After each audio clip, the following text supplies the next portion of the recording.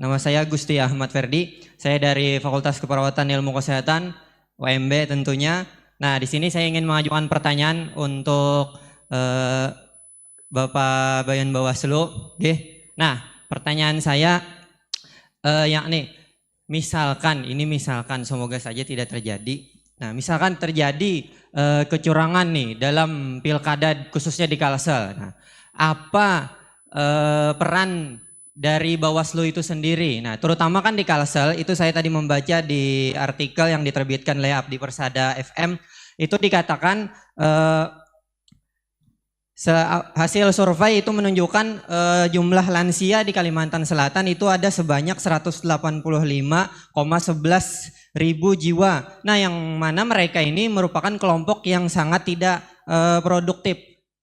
Atau dalam kata lain usia mereka itu rata-rata 65 tahun ke atas. Nah, ini adalah mereka termasuk kelompok yang mungkin sangat rentan sekali dimanipulasi tentunya, yang mana mereka ini tentu apalagi tidak produktif ya lansianya. Nah, mereka tidak tahu menahu bagaimana cara memilih nomor siapa-siapa, yang mereka hanya tahu apa diperintahkan saja seperti itu, pian pilih ini, pilih ini, dapatlah ini. Nah, seperti itu. Nah, apa nih peran penting nih terutama di Kalimantan Selatan seperti yang saya sebutkan tadi, banyak lansia di Kalsel ini. Nah, untuk Bawaslu itu sendiri perannya supaya mengatasi agar tidak terjadi kecurangan dalam pilkada yang akan dilaksanakan bulan November nanti. Baik, sudah kita tangkap pertanyaannya. Mungkin yang saya tangkap tadi sepertinya bukan dimanipulasi ya. Intinya diarahkan ya kan ya. Diarahkan untuk untuk memilih salah satu salah satu pasangan calon yang memang mungkin sudah di situ mungkin ketika kita berbicara lansia ini posisinya kan memang ada beberapa ya, mungkin ada beberapa mungkin di kayak yang sakit di rumah sakit itu kan ada sendiri nanti tim yang memang yang nanti disepakati untuk turun ke TPS untuk mendatangi orang-orang yang sakit, ataupun yang TPS yang mungkin di panti jompo ataupun seperti apa kan, dan mungkin orang yang datang juga ada di situ. Peran Bawaslu di situ kita di TPS kita mempunyai PTPS di situ memang KPPS itu boleh untuk mendampingi, bahkan untuk orang yang disabilitas ya, bahkan untuk bukan hanya lansia sebenarnya, yang orang disabilitas. Jadi di situ KPPS wajib untuk mendampingi, tapi di situ memang disyaratkan untuk tidak boleh mengarahkan. Kalau mengarahkan itu pidana, jelas ininya pasalnya ada di undang-undang ini. Pidana. Sedangkan PTPS di situ ada. Di situ salah satu tugasnya PTPS yang mengawasi itu. Tidak boleh adanya kegiatan ataupun orang-orang yang mempengaruhi pilihan suara, baik itu lansia, baik itu disabilitas. Bahkan ketika orang itu ketahuan, mohon maaf ya, untuk yang tunanetra, ya kan, mungkin ketika menyalahkan ini, kan ditanya itu pasti oleh petugasnya itu ditanya mau nyoblos yang mana ya kan, kalau yang untuk tunanetra mau nyoblos si A, ketika diarahkan ke yang salah, maksudnya karena ini yang mengarahkan itu punya afiliasi ataupun apa ke sini, itu pun pidana juga. Dan disitulah perannya Bawaslu, perannya PTPS, dan juga mungkin nanti ketika di situ ada para adik-adik mahasiswa yang memang berperan sebagai pengawas yang partisipatif di lingkungan TPS ya, di situ salah satunya peran teman-teman semua.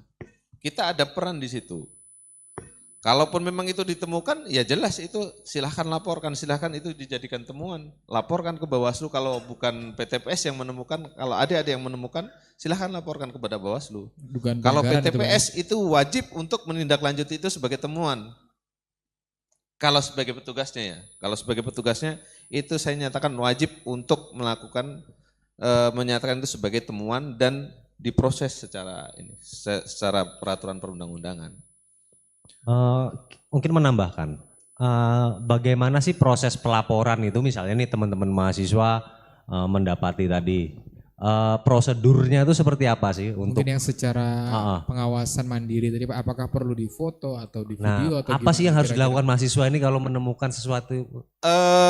Yang pasti kita di setiap TPS ada pengawas. Kita kalau untuk yang partisipatif ya, kalau yang partisipatif di tiap TPS kita mempunyai TPS. Kemudian di desa kita punya pengawas kelurahan desa, di kecamatan kita punya panwascam. Silahkan datangi saja ini melaporkan pelanggaran pidana pemilu. Langsung diinformasikan Pak ya? Iya diinformasikan ya dengan bukti-bukti yang ada yang jelas ya kan. Karena adik-adik semua kan berhak untuk melaporkan karena adik-adik sudah punya KTP, sudah jelas. Warga negara Indonesia ya kan, yang masih berakal ya kan. Nah itu kan intinya dia sudah sah untuk adik-adik sudah sah untuk menjadi pelapor. Kalaupun mau jadi pelapor, tapi terkadang masyarakat juga ada yang takut. Ada yang takut untuk melaporkan kecurangan-kecurangan pemilu. Mungkin ada intimidasi dan lain sebagainya. Nah di situ peran-peran adik-adik semua bahwasanya intimidasi tidak boleh ya kan. Nah ketika masyarakat itu tidak berani, ya bisa saja silahkan laporkan itu tapi saya tidak berani. Nanti dari Bawaslu sendiri yang akan melakukan penelusuran terkait laporan yang ada.